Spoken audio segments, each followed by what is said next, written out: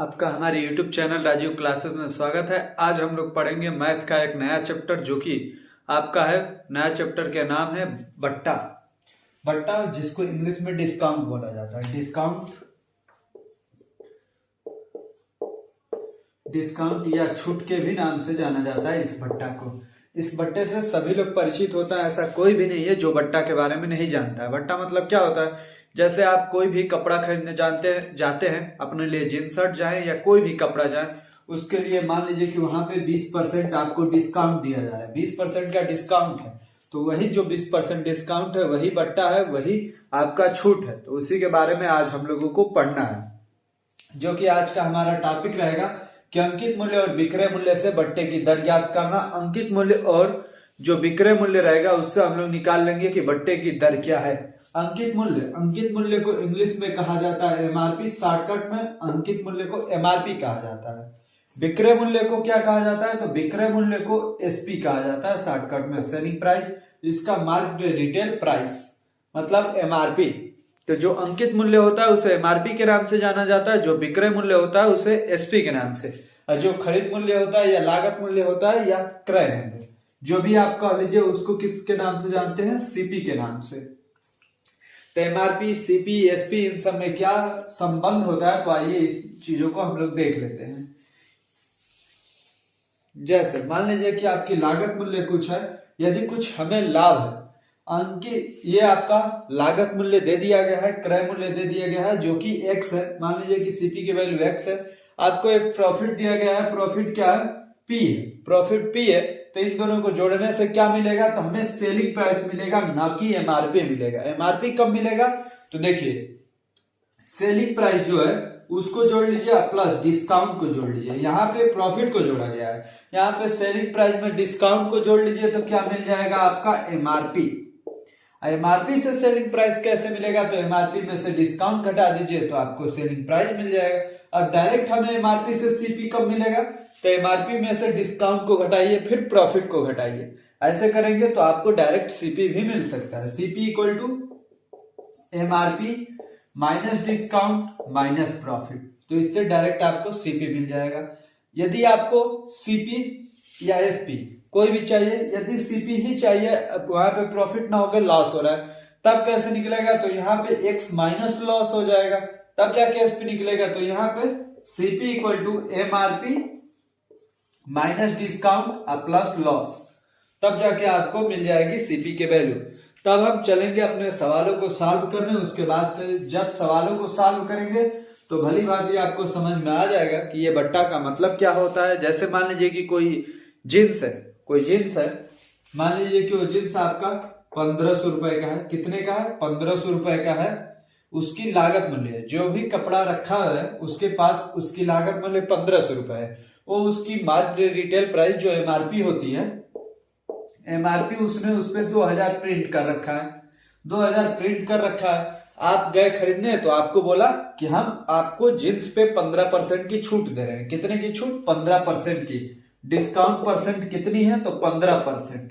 तो ये बताइए 15% जब डिस्काउंट किया तो 2000 के जींस पे 15% कितना हो गया, 15% मतलब 300। तो 2000 में से जब 300 घटाएंगे तो कितना मिल जाएगा, 1700 रुपए आपको। तो 1700 रुपए ये क्या हो गई, आपकी सेलिंग प्राइस हो गई। क्या हो गई, सेलिंग प्राइस। अभी भी उसको प्रॉफिट हो रहा है, आपको तो लगा कि हमने फायदा कमा लिया क्योंकि 15% हमने छुड़वा लिया है, लेकिन अभी भी उसको फायदा हो रही है। कितने की, तो 1500 की थी, 1700 में बेचा है, मतलब अभी भी उसे 200 का फायदा हो रहा है। तो ये डिस्काउंट परसेंट का मतलब आपको भली बातें समझ में आ गया होगा। अब हम चलेंगे अपने सवालों को हल करने। किस टॉपिक पे सवालों को हल करेंगे, तो अंकित मूल्य और विक्रय मूल्य से बट्टे की दर ज्ञात करना। इसके आधार पे आज के वीडियो में हम लोग सवालों को पढ़ेंगे। इसके पहले हम लोगों ने लाभ और हानि चैप्टर को कंप्लीट रूप से सॉल्व किया, उनमें हर एक टॉपिक को कवर किया हुआ है। यदि आप उसको नहीं पढ़े हैं तो उसका लिंक डिस्क्रिप्शन बॉक्स में मौजूद है, वहां से आप उस वीडियो को पढ़ सकते हैं। वहां से यदि आप फेसबुक पे देख रहे हैं तो आप वीडियो वाले लिस्ट में जाकर के लाभ और हानि वाले चैप्टर को भी पूरे कंप्लीट पढ़ सकते हैं। कोई भी टॉपिक ऐसा नहीं है जो छोड़ा गया है। लाभ और हानि यदि आप अच्छे से पढ़े होंगे तभी जाके आपको बट्टा समझ में आएगा। यदि लाभ और हानि आप बिल्कुल अच्छे से नहीं पढ़े होंगे तो आपको बट्टा समझ में नहीं आएगा। तो चलिए अब हम चलते हैं आज के अपने पहले सवाल पे, देखते हैं कि हमारा पहला सवाल क्या है और उसे किस तरीके से सबसे आसानी से समय सॉल्व करें और सबसे कम समय लगे, ये भी हमें ध्यान में रखते हुए सवालों को हल करना है। अब हम ये रहा हमारा पहला सवाल, इसे चलते हैं हम हल करने, देखते हैं क्या है। एक वस्तु का अंकित मूल्य रुपए 3600 है, तो एमआरपी कितना दिया है? एमआरपी आपको 3600 रुपए दे दिया है, तथा विक्रय मूल्य रुपए 3132 है। एसपी क्या है? 3132 है। तो छूट प्रतिशत क्या है? 12%, 13%, 17.21%, 14.94%। ये हमें बताना है कि क्या है। जो ऑप्शन सही होगा उस पर हमें टिक करना है। तो डिस्काउंट कैसे, देखिए डिस्काउंट परसेंट हमें निकालना है। तो डिस्काउंट परसेंट का फॉर्मूला होता है एमआरपी माइनस में एसपी बटे में एमआरपी इंटू में 100।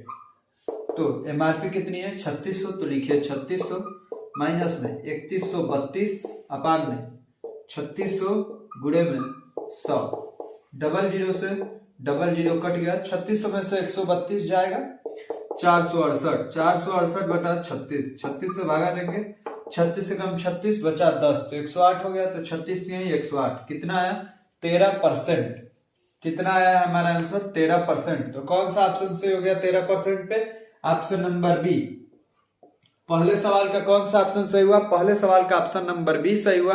अब हम चलते हैं अपने दूसरे सवाल पे और देखते हैं दूसरा सवाल क्या है, और उसको भी बिल्कुल इजी तरीके से सॉल्व करने का प्रयास करेंगे। अब हम सॉल्व करते हैं अपने दूसरे प्रश्न को। यदि एक दुकानदार रुपए 2275 में एक वस्तु बेचता है जो रुपए 3250 के रूप में अंकित है, तो वह कितने छूट की पेशकश कर रहा है? 30%, 20%, 25% और 37.5%। कौन सा ऑप्शन सही है ये हमें बताना है। आइए इसे देखते हैं। 2275 में एक वस्तु बेचता है, मतलब एसपी की वैल्यू 2275, एमआरपी कितनी है? तो एमआरपी है 3250, एमआरपी कितनी है? 3250। तो वो कितने छूट की पेशकश कर रहा है, मतलब डिस्काउंट परसेंट आपको बताना है। 3250 में से 2275 जाएगा, कितना बचेगा? तो आइए इसे हम लोग सॉल्व करते हैं। 10 में से 5 गया 5, 14 में से 7 गया 7, 11 में से 2 गया 9, मतलब 975 रुपए। एमआरपी को नीचे लिखिए 3250 गुणे में 100 कर दीजिए। ये 0 से 0 कैंसिल, 5 से यह कितनी बार में? 5 31, 5 25, 5 से इसे कटाइए तो 5 एकम 5, 47, 5 9 45, 5 5 225। अब 65 से ऊपर कटाएंगे तो ये 3 बार में कट जाएगा। 3 दहाई कितना आया? 30%। तो डिस्काउंट परसेंट कितना हो गया? 30%। तो कौन सा ऑप्शन सही हो गया? दूसरे का ए नंबर ऑप्शन सही हो गया। इस प्रकार हमने 2 सवाल कंप्लीट रूप से सॉल्व कर लिए। अब तो हमें उम्मीद है कि आपको डिस्काउंट परसेंट निकालने में कोई भी दिक्कत नहीं होगी यदि ऐसे सवाल रहे तो। आज की वीडियो में हम ऐसे ही टॉपिक पे सवालों को सॉल्व करेंगे, केवल लैंग्वेज बदलेंगे, सभी लैंग्वेज पे हम लोग पढ़ने की कोशिश करेंगे। अब हम चलते हैं अपने तीसरे सवाल पे और देखते हैं तीसरा सवाल क्या है। अब हम सॉल्व करते हैं अपने तीसरे प्रश्न को और देखते हैं क्या है। एक कमीज पर दी जा रही छूट की दर क्या होगी जिसका विक्रय मूल्य उसके अंकित मूल्य पर रुपए 109 की छूट काटने के बाद रुपए 576 हो। एसपी क्या दिया है? एसपी 576 दिया है। यहां पर हमें छूट दिया है कितना? 109, और हमसे डिस्काउंट परसेंट पूछ रहा है, डिस्काउंट प्रतिशत पूछ रहा है। तो कैसे निकलता है इसके लिए हमें एमआरपी भी मालूम होनी चाहिए।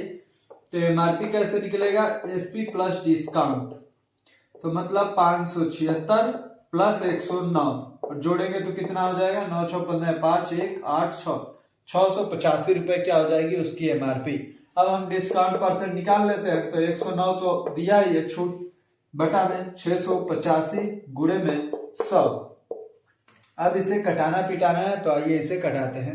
5 से कितनी बार? 5 एकम 5, 1 18, 5 3 15, 3 35, 5 7 35, ये 5 से 20 बार। अब ये किसी से कटेगा क्योंकि ये तो सब फ्रैक्शन में ही दिया है, मतलब किसी न किसी से कटेगा। तो कटा के देखते हैं। 137 है, ऊपर में 109 है, उधर 20 है, 7 3 10 1 11, 109 गुणे 20 करते हैं डायरेक्ट गुणा। 218 मतलब 2180 बटा में 137। 137 से जब आप भागा देंगे 2180 में, तो 137 से कम 137, 8 में 7 जा 1, 10 में से 3 जा 7, जीरो, 710, 13×5 = 65, 5×7 = 35 का 5, 3 लगा हासिल, 5×3 = 15, 3 = 18 का 8, 1 लगा हासिल, 685 बचा 25, मतलब 15 दशमलव कुछ आ रहा है, 15.1 के करीब आ रहा है, 15.1 के करीब। तो 15.1 नहीं है, 16 है, तो आप 16 को सही मान सकते हैं। तीसरे का कौन सा ऑप्शन सही हो गया? तो तीसरे का हमारा ऑप्शन सही हो गया बी नंबर ऑप्शन। तीसरे का कौन सा ऑप्शन सही हो गया? तो तीसरे का हमारा बी नंबर। अब हम सॉल्व करते हैं अपने चौथे प्रश्न को। देखते हैं हमारा चौथा प्रश्न क्या है। अंकित मूल्य का 3/4 विक्रय मूल्य के 5/6 के बराबर है। छूट प्रतिशत क्या है? 12.5, 10, 15, 11.11। कौन सा ऑप्शन सही है ये हमें बताना है। अंकित मूल्य का 3/4 मतलब एमआरपी का 3/4 एसपी के 5/6 के बराबर है। एसपी के 5/6 के बराबर है। 2 से ये 2 बार, 2 से ये 3 बार। अब देखिए एसपी को इधर लाइए नीचे में, तो एमआरपी बटे में हो गया ये एसपी बराबर में 5 दूनी 10 बटा में 3 3 9, मतलब उसकी एमआरपी 10 है तो एसपी 9, मतलब डिस्काउंट कितने का है? 1 का। डिस्काउंट कितने का है? 1 का। किस पे? 10 पे। तो 10 का 1 कितना परसेंट है यही आपको बताना है। तो 1/10 गुणे में 100, 10% आंसर आ गया। कौन सा ऑप्शन सही हो गया? तो ऑप्शन नंबर बी। चौथे का कौन सा ऑप्शन सही हो गया? तो चौथे का ऑप्शन नंबर बी सही हो गया। आपको ऐसे भी सवाल बिल्कुल इजी वैसे सॉल्व कर सकते हैं आप। अब हम चलते हैं अपने पांचवें प्रश्न पे और देखते हैं हमारा पांचवा प्रश्न क्या है। अब हम सॉल्व करते हैं अपने पांचवें प्रश्न को और देखते हैं इसे कैसे सॉल्व करना है। किसी वस्तु के अंकित मूल्य तथा विक्रय मूल्य का अनुपात 12:7 है। छूट प्रतिशत कितना है? 41.67, 37.5, 39.33, 42.33। ये सवाल कैसे सॉल्व होगा और कौन सा विकल्प सही होगा, आइए इसे देखते हैं। क्या दिया है? एमआरपी और एसपी का अनुपात। एमआरपी बटे में एसपी इक्वल टू दिया है 12/7, मतलब उसकी एमआरपी 12 है तो एसपी 7। ऐसे ही आप मान के इसको हल कर सकते हैं, आंसर बिल्कुल ही सही आएगा। दोनों का अंतर 5 बटा में एमआरपी तो 12 गुणे में 100, 5 गुणे 100 500, 500 बटा 12 बचा होगा 48 का 4, 2 लगा हासिल तो 20 हो गया, 12 एकम 12 बचा 8 तो 80 हो गया, तो 12×6 72 बचा फिर 8 तो 41.66%, मतलब वही 67%। पांचवे का ए नंबर ऑप्शन सही हो गया। पांचवे का कौन सा ऑप्शन सही हो गया? तो 5 नंबर सवाल का ए नंबर ऑप्शन हमारा सही हो गया। अब हम चलते हैं अपने छठवें प्रश्न को हल करने के लिए और देखते हैं छठवां प्रश्न क्या है। अब हम सॉल्व करते हैं अपने छठवें सवाल को। देखते हैं इस सवाल में थोड़ा सा अंतर है। ये सवाल बाकी सवालों से थोड़ा सा हटके है, फिर भी इसको देखते हैं कैसे इसे हल करना है। और यही सब मेन सवाल, इसके पहले वाले तो कोई भी कर लेता है। इन सब सवालों को जब तक आप ध्यान से एक बार नहीं पढ़ेंगे तब तक आपसे गलती होती रहेगी। आइए इसे देखते हैं कैसे इसे सॉल्व करना है। महेश रुपए 300 की एक घड़ी खरीदता है, 300 की घड़ी खरीदता है तथा उसे बेच देता है। महेश ग्राहक को 15% तथा 6% की 2 क्रमिक छूट देता है। घड़ी का विक्रय मूल्य क्या होगा? 213.4, 242.3, 239.7, 247.4। कौन सा विकल्प सही है यही हमें बताना है। तो आइए इसे सॉल्व करते हैं। कैसे इसे सॉल्व किया जाता है? जो भी एमआरपी रहे उसे लिख लीजिए। 15% तथा 6% की 2 क्रमिक छूट देता है, तो कैसे छूट दे रहा है? तो 100 में से 15 घटाएंगे 85, तो 85/100 कर दीजिए। अब फिर से 6% की छूट देता है, तो 100 में से 6 घटाएंगे 94/100। ऐसे आप हल करेंगे, जो आंसर आएगा वही आपका एसपी होगा, वही आपका घड़ी का विक्रय मूल्य होगा। तो आइए इसे सॉल्व करते हैं। 2 जीरो से 2 जीरो कैंसिल हो गया। 5 से यह 17 बार, 5 से यह 20 बार, 2 से यह 10 बार, 2 से यह 47 बार। अब बाकी सबका गुणा कर लीजिए। 3 गुणे 47 करेंगे तो कितना हो जाएगा? 17 गुणे 141 बटे में 10। 17 से फिर से गुणा करेंगे तो 17 कम 17 का 7, जिसके अंत में 7 हो वही विकल्प सही, मतलब विकल्प नंबर सी हमारा सही हो गया।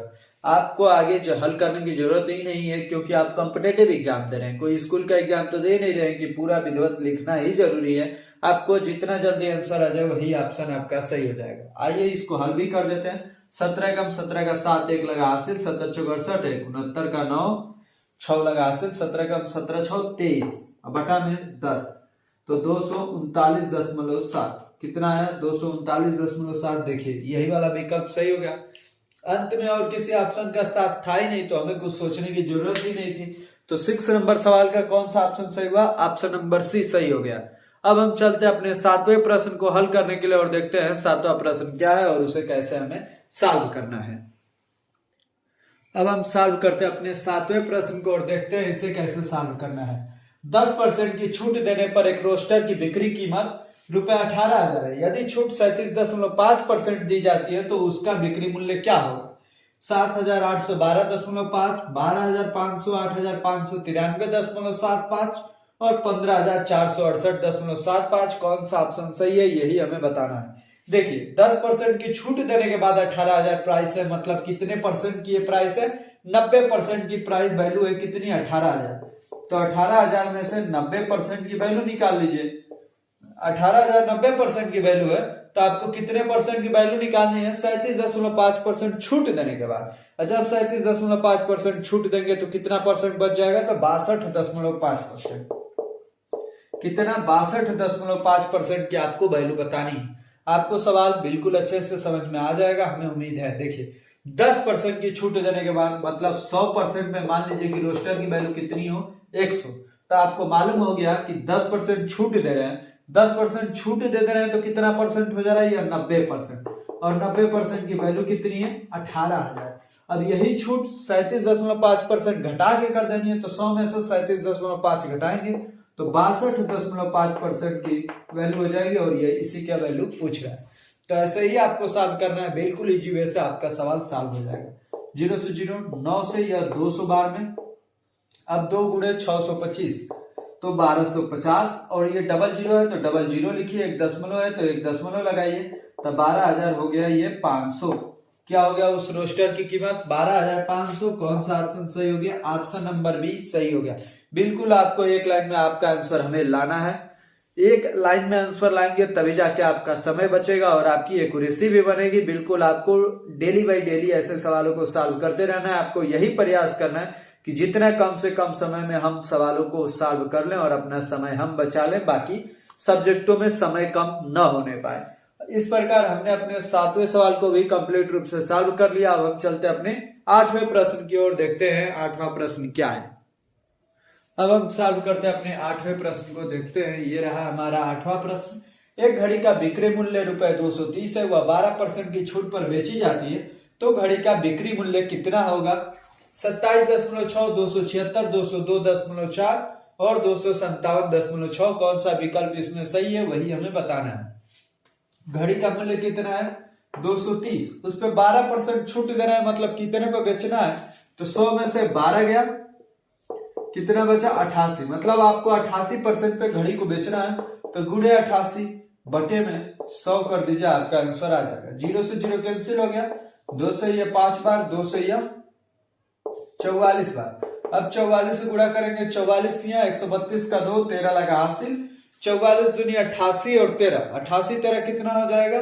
तो 101। 1012/5, 5 से भागा देंगे, 5 दूनी 10, 0, 5 दूनी 10, 10.4, 202.4 रुपए में अब घड़ी बिक्री बेची जाएगी 12% की छूट देने के बाद। तो कौन सा ऑप्शन सही हो गया? ऑप्शन नंबर सी हमारा सही हो गया। 8वें प्रश्न का कौन सा ऑप्शन सही हो गया? 8वें प्रश्न का ऑप्शन नंबर सी हमारा सही हो गया।